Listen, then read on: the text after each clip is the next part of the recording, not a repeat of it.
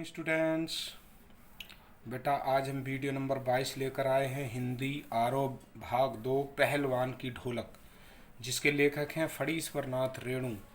यह पाठ हमें कुछ शिक्षा देता है कि हमें लगातार प्रयास करते रहना चाहिए, और इससे हमें ये भी शिक्षा मिलती है कि हमें समाज में रहते हुए अपने कारोबार से संबंधित और बाकी सब परिस्थितियों को देखते हुए हमें इस पाठ से यह भी प्रेरणा मिलती है कि हमें किस प्रकार से अपने जीवन यापन के लिए अपने आप को किस तरीके से तैयार रखना होगा, और क्या क्या परेशानियों को हमें झेलना पड़ सकता है, क्या क्या परेशानियां व्यक्ति के सामने आती हैं। ऐसी एक व्यक्ति की कहानी इसमें इस पाठ के माध्यम से फणीश्वर नाथ रेणु ने लिखी है, जो लुट्टन सिंह नाम का एक व्यक्ति है, और वो किस प्रकार से अपना जीवन यापन करता है अपने बच्चों के साथ, और उसे कौन कौन सी परेशानियों का सामना करना पड़ता है। इस पाठ के माध्यम से हम समझेंगे। ठीक है छात्रों, तो हम शुरू करते हैं इस पाठ को। अब वीडियो नंबर 22 है। देखिए पाठ का सारांश। पहलवान की ढोलक फणीश्वर नाथ रेणु की प्रतिनिधि कहानियों में से एक है। यह कहानी मुख्य रूप से लुट्टन नाम के एक पहलवान की जिजीविषा और हिम्मत का वर्णन करती है। ठीक है, यानी जीने की इच्छा और हिम्मत यानी उसकी मेहनत का वर्णन करती है। महामारी यानी एक बार क्या होता है, महामारी की भयावह स्थिति, यानी एक बार महामारी आ जाती है और बहुत ज़्यादा स्थिति खराब हो जाती है। जैसे आजकल के समय आपको पता कोरोना काल चला हुआ, ये भी एक भयावह स्थिति है। लोगों को बहुत परेशानियों का सामना करना पड़ रहा है। लोगों के रोज़गार ख़त्म हो गए हैं, लोगों की नौकरियां छूट गई हैं। तो इस परिस्थिति में लोग कैसे अपना जीवन यापन कर रहे हैं, और अभी स्कूल कॉलेज भी बंद हैं, बच्चों की पढ़ाई में भी विघ्न आया है। ठीक है, तो ऐसी परेशानियों से जूझते हुए एक व्यक्ति की कहानी यहाँ पर लिखी है। तो गांव में हैजा और मलेरिया बुरी तरह फैला हुआ था। रात का अंधकार और भयानक सन्नाटा, आकाश में तारे चमक रहे थे। इसके अतिरिक्त प्रकाश का नाम नहीं था, क्योंकि रात्रि अमावस्या की थी। जंगल से गीदड़ व उल्लुओं की डरावनी आवाज़ वातावरण की निस्तब्धता को यदा कदा भंग कर देती थी। झोपड़ियों में पड़े मरीज हरे राम हे भगवान की टेर लगा रहे थे। बच्चों के निर्बल कंठों से माँ माँ की चित्कार के साथ रोने की आवाज़ें आ रही थीं। सॉरी। कुत्ते जाड़े के कारण राख की ढेरी पर शरीर को सिकोड़ कर पड़े थे। जब वे रोते थे तो वातावरण में दहशत फैल जाती थी। आगे देखिए।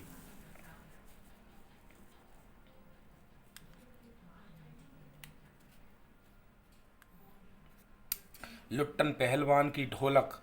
अब यहाँ पर बात आती है, जो लुट्टन पहलवान था वो ढोलक यानी ढोलक बजाता था, तो उसकी ढोलक के बारे में बात की गई है। तो रात्रि के इस भयावह वातावरण में भी लुट्टन पहलवान की ढोलक निरंतर बजती रहती थी। दिन हो या रात हो, ढोलक की आवाज़ चट धा गिड़ धा अर्थात आजा भिड़ जा, आजा, बीच बीच में चटास, चट धा चटाक चट धा, यानी उठाकर पटक दे, कहकर उठाकर पटक दे। यानी उसकी आवाज़ से संबंधित ये बात लिखी हुई है कि वो कितना सक्रियता अपने कार्य के प्रति। यह आवाज़ मृतक जैसे गांव में संजीवनी शक्ति भरती थी, यानी ये जो आवाज़ थी लोगों के अंदर उत्साह भरती थी, और वो किसी भी परिस्थिति में सभी लोगों को खुश रखना चाहता था। लुट्टन सिंह वो किसी को निराश नहीं होने देना चाहता था। ऐसी परिस्थिति में जिले भर के लोग लुट्टन पहलवान के नाम से परिचित थे। लुट्टन का बचपन। अब देखिए लुट्टन के बचपन की बात की गई है यहाँ। अलग अलग छोटे छोटे विज्ञापन मतलब छोटे छोटे संक्षेप में बातें मैंने यहाँ पर की हैं, इसको ज़रा ध्यान से समझना, लेकिन पाठ जरूर पढ़ना, आपको पाठ जरूर पढ़ना है। लुट्टन की शादी बचपन में ही हो गई थी, जब वह 9 वर्ष का था। ये ध्यान रखना, छोटे छोटे क्वेश्चन बनते हैं। तब माता पिता की मृत्यु होगी, अतः उसका लालन पालन उसकी सास ने किया। यानी जहाँ शादी तय हुई थी उसकी सास ने किया था, माता पिता की मृत्यु हो गई थी। बचपन में वह गाय चराता और धोराशन दूध पीता और कसरत किया करता था। गांव वालों से सास की मिली तकलीफ़ों का बदला लेने का की आकांक्षा ने उसे पहलवान बना दिया। वह कुश्ती लड़ने लगा था। ठीक है।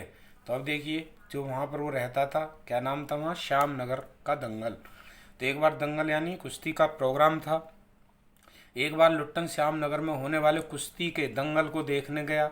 दंगल में पंजाब से अपने गुरु पहलवान बादल सिंह के साथ, यानी जो इसे वो गुरु मानता था बादल सिंह को, तो चांद सिंह नाम का एक पहलवान भी आया था। उसका क्या नाम था, जो गुरु के साथ आया था वो चांद सिंह था। उसने अपनी उम्र के सभी पहलवानों को पछाड़कर शेर के बच्चे की उपाधि प्राप्त की थी। यानी शेर के बच्चे की उपाधि किसे प्राप्त थी, चांद सिंह को।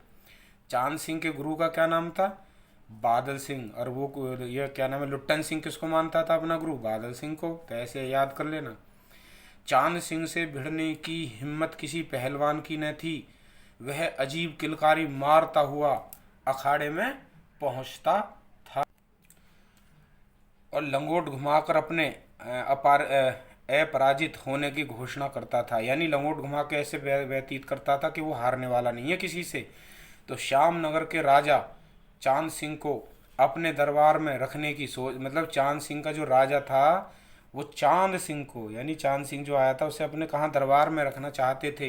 इसकी सोच ही रहे थे कि अब लुट्टन सिंह ने चांद सिंह को चुनौती दे दी। यानी उसने चुनौती दे दी चांद सिंह को। दर्शकों ने लुट्टन को पागल समझा। कुश्ती प्रारंभ होते ही चांद सिंह बाज की तरह उस पर टूट पड़ा। यानी उसने, लुट्टन सिंह ने क्या, यानी चांद सिंह को चुनौती दे दी, आ मेरे से, मैं लड़ने को तैयार हूँ। क्योंकि उससे लड़ने को कोई तैयार नहीं था, सबको हरा चुका था वो।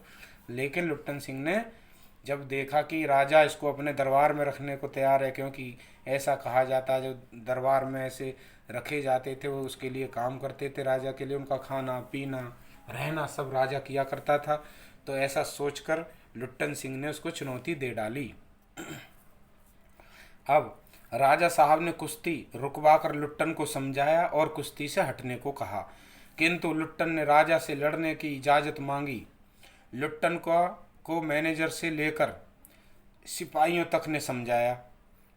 यानी लुट्टन को मैनेजर ने से लेकर सिपाहियों तक ने समझाया, किंतु लुट्टन ने राजा से कहा, सरकार यदि आपकी आज्ञा न मिली तो मैं पत्थर पर सिर मारकर मर जाऊंगा।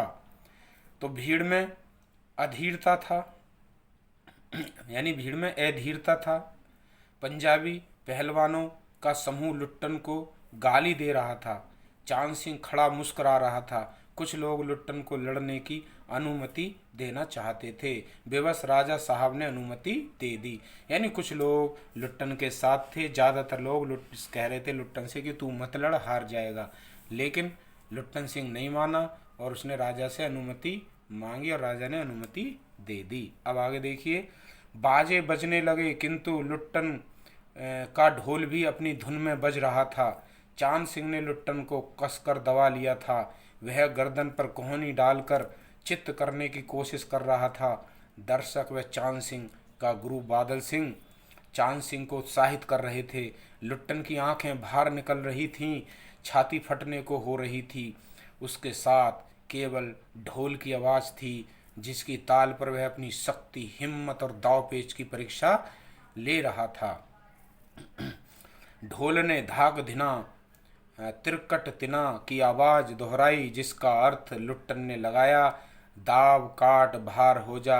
और लुट्टन ने नीचे से निकलकर चांद सिंह की गर्दन कब्जा ली और ढोल ने चटाक धा उठा पटक दे। कहा कि लुट्टन ने चांद सिंह को जमीन पर दे मारा। ढोलक ने धिना धिना धिक धिना की आवाज़ निकाली कि चांद सिंह को लुट्टन ने चारों खाने चित्त कर दिया। और ढोलक ने धा गिड़ गिड़ वाह बहादुर की ध्वनि की तो जनता ने माँ दुर्गा की, महावीर जी